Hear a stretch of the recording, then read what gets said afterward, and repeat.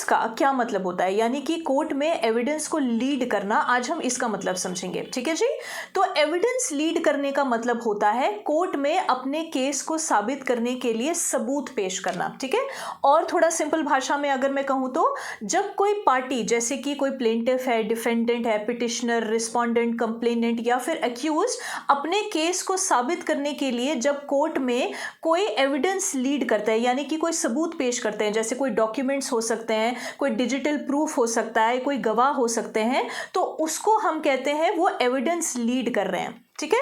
For example domestic violence के cases में अगर पत्नी अपने पति या इन लॉज के खिलाफ अगर कोई इल्जाम लगाती है और वो अपने केस को साबित करने के लिए कोई सबूत पेश करती है कोर्ट में, जैसे कि कोई डॉक्यूमेंट्स हो सकते हैं, जैसे एमएलसी की रिपोर्ट होगी, कोई एफआईआर की कॉपी होगी, या फिर कोई और डॉक्यूमेंट हो सकता है, सीसीटीवी फुटेज हो सकता है, कोई गवाह हो सकता है, तो हम कहते हैं कि वो एविडेंस लीड कर रही हैं। ठीक है।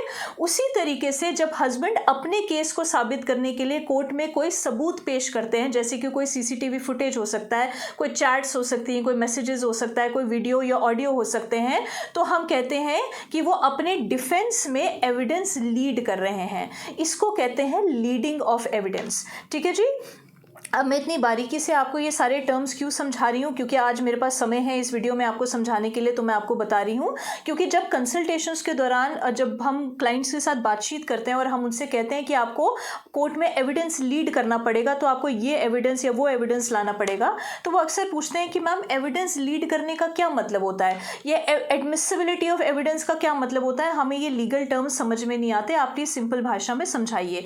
इसलिए मैं आपको ये छोटी छोटी रील्स के माध्यम से आपको इस सिंपल भाषा में ये टर्म समझा रही हूँ, ताकि जो कोर्ट कचहरी के मसलों में अनफॉर्चुनेटली पड़ गए हैं उनको समझ में आना चाहिए कि इन सारे लीगल टर्म्स का मतलब क्या है, ताकि वो सही तरीके से अपना कोर्ट केस चला सके।